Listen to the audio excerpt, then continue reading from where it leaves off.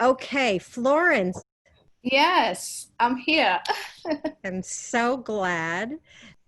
So good morning, good evening, good afternoon, wherever you are. It's 8 p.m. in Kenya. My name is Florence Mueni.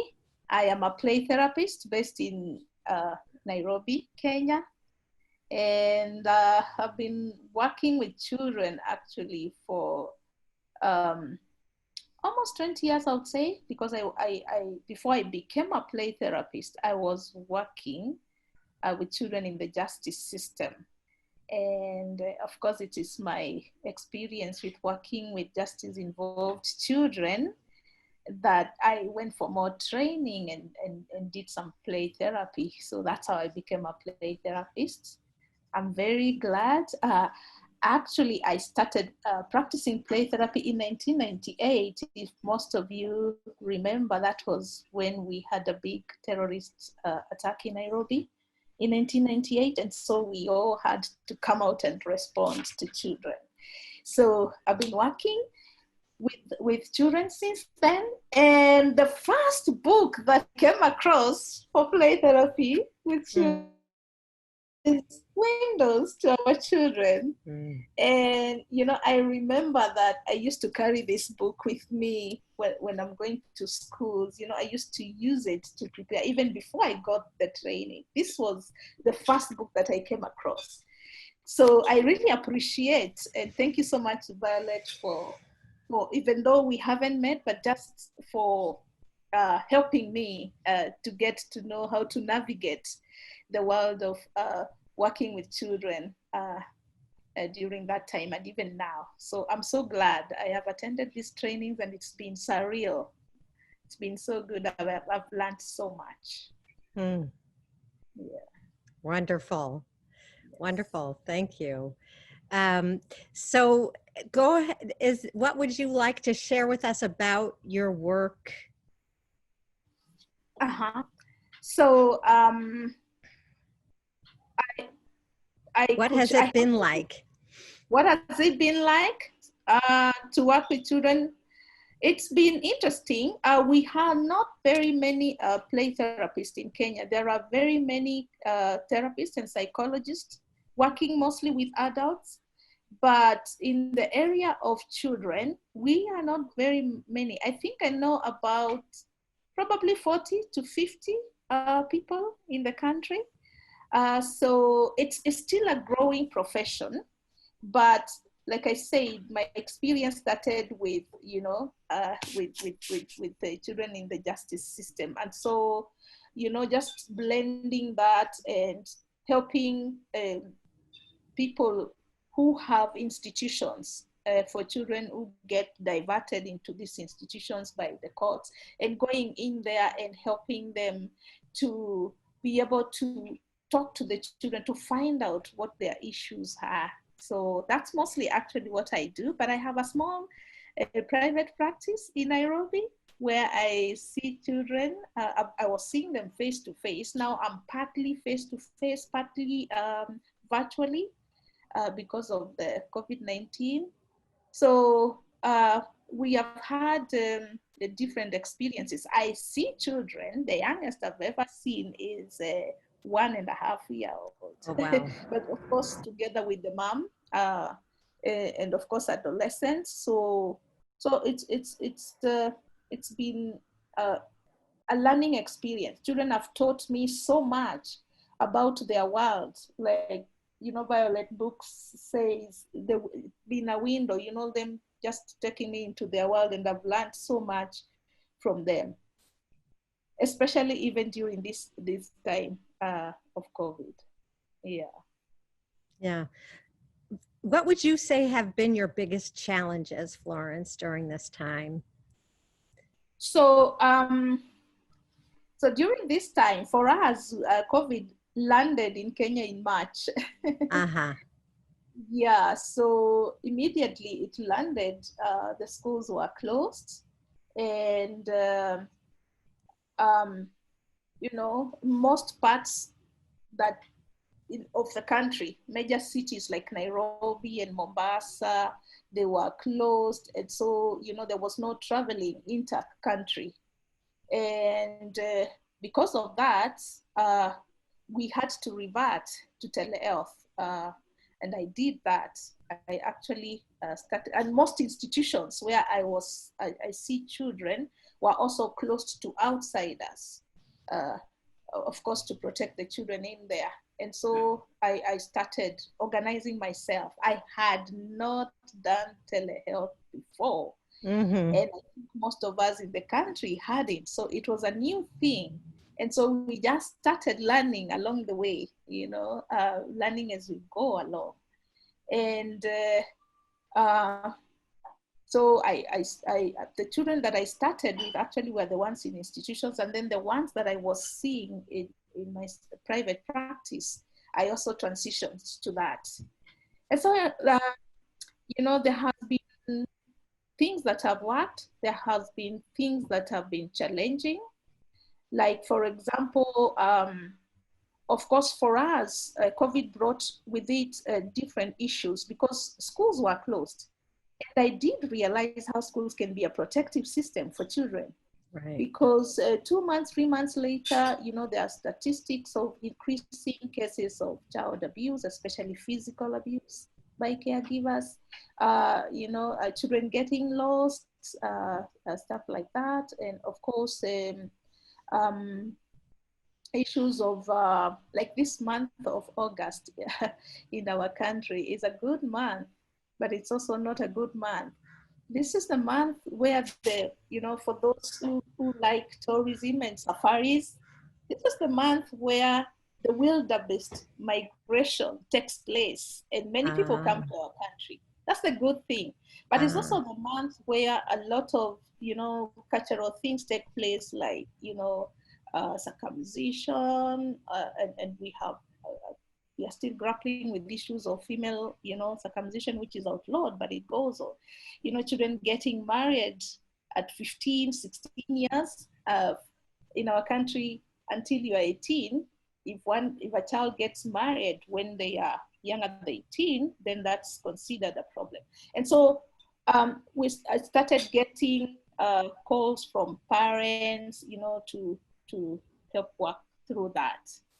So the challenges have been, of course, setting up those virtual telehealth because of accessibility. The country is connected, but then again, sometimes you might find that a family has only one phone and it's not internet enabled. So of course, doing just a normal telephone call, and probably that's the parents' call. That's the parents' phone, and so you issues of privacy come in, and of course, because schools were closed mid-term, children went into Zoom classes.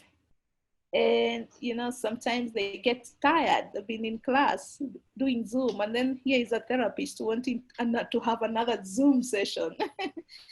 So of course some children will say, I'm tired. And then of course the issues of language, like we speak, is it 43 different languages. So Wow. the child on the other side of the phone, I'll speak to them maybe in Swahili. That's our national language. Not everybody speaks English. And, most of these concepts, these counseling concepts are not translatable in that language. So I'm kind of trying to maybe paraphrase something or talk to a child. And I'm like, how do I put this in a way that I can be able to communicate to the child? Uh-huh. So yeah, so those kinds of things. And then of course, like I've said, in institutions, these are like children homes, and some are detention centers. But of course, we were allowed to still continue seeing the children via Zoom. So setting up those sessions was an issue. But how we have tried to deal with that, especially in the institutions, is train the workers there on provision of telehealth. Mm. and their role in terms of identifying children who they feel they are not able to help at their level, that need a professional therapist, and identifying children who can be able to sustain a telephone call or sustain a telehealth session, Mhm. and then just how that referral process should go. Looking at where the child should sit, how they can uh, prepare the child to come. And I did realize actually some were excited. They used to see me there physically, but now we are talking over the phone. But then, I realized that some are not able to speak. So you're just looking at each other, and I have to think of ways of breaking the ice, and I have Uh-huh. to, use different techniques just to be able to communicate with the child. Yeah. So those are some of the issues. But in terms of children who are not in institutions but are just with their parents at home, I have found it more workable because the parent is the one that does the referral. And then I prefer to have the child come for an initial face-to-face session, of course, with all the precautions of physical distancing and all that. So that when we transition this, when we meet the second time virtually, the child already knows me, Mhm. rather than just starting. So that has helped, just having that, and then of course, um, like for example, also giving a child something to do during the week. Mm. uh, like if it's a drawing that they have to make, some kind of homework assignment, Mhm. uh, then when they bring it, then we are able to do to just talk about what it was like for them to do that and process whatever it is that we had agreed that they need to do, Uh-huh. because sometimes even getting set up can take 20 minutes. And Uh. by the time we are starting, it's 30 minutes later, and there's another session coming. So, just having a child take away something. And also that I found helps to stay connected and the child to know that there's this therapy that goes on Right. during the, yeah. Right. Right. Yeah. Well, it sounds like there are a number of challenges and you're bridging so many areas, language, technological accessibility, help me. Mm-hmm. Um, different types of populations, just about any challenge that one could have, you are sort of assessing who's appropriate. There's one question here, if that's okay. Um, Okay. what are the unique and common aspects of children in Kenya during COVID in terms of therapy issues? Oh, in terms of therapy issues, okay, maybe anxiety Put a related note here that you're to going to say getting sick. something. Um, our country, we have a curfew. So it started with 7 p.m., which is quite early. Yeah. And I remember that if the parent is not home by 6:45 p.m., the child is getting anxious. And then the curfew has been extended right now to 9 p.m. And so anxiety over, parents who continue to work and when they're going to get home, because what used to happen now, it's not happening a Real lot, life. Mm-hmm. was that if one is found after curfew hours outside, then you're taken into a quarantine Oh boy. for two Um, weeks. wow. So today, Florence. like, a parent is Yeah. going to disappear for 2 weeks. Oh my gosh. Yeah. Violet has a comment here. Oh, Florence, I Yes. just wanted to thank you, Florence. It's so important to know what's going on in other countries. with children. Thank you. Thank you.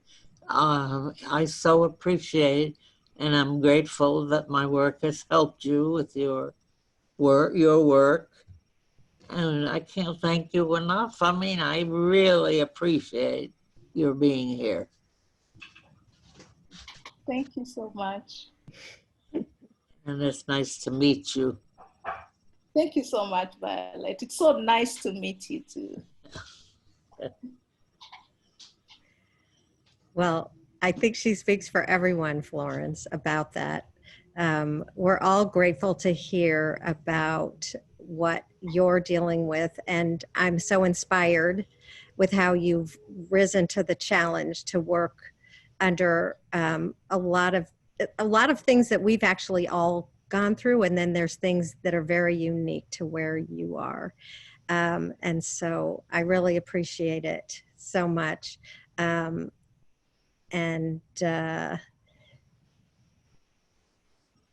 Raina, did you want to say, you said something in the chat, did you want to say that directly?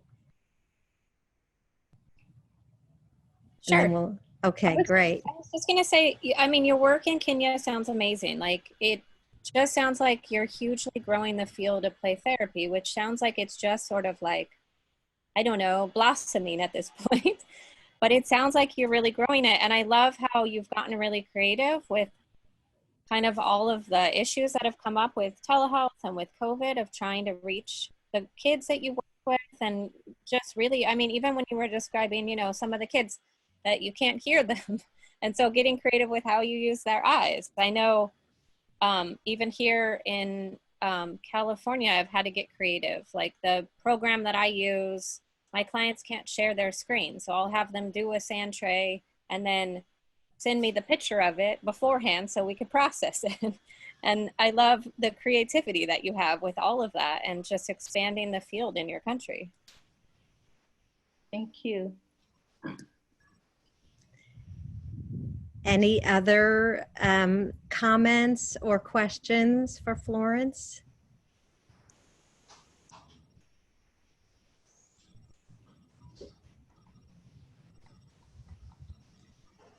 Lynn wrote in the chat, so glad to see you after your phone call. I'm glad you found us. Wouldn't that be amazing if you had Lynn there? That would be amazing for both of you, I'm sure. That would be fantastic. Okay, well, Florence, my huge appreciation, and so glad to meet you in this context. I'm sorry about the context. I'm so glad to meet you. I don't even know the right words anymore about this time, but I'll just say that I'm glad to meet you and appreciate it. Florence, you're an inspiration from Chris. Okay, terrific.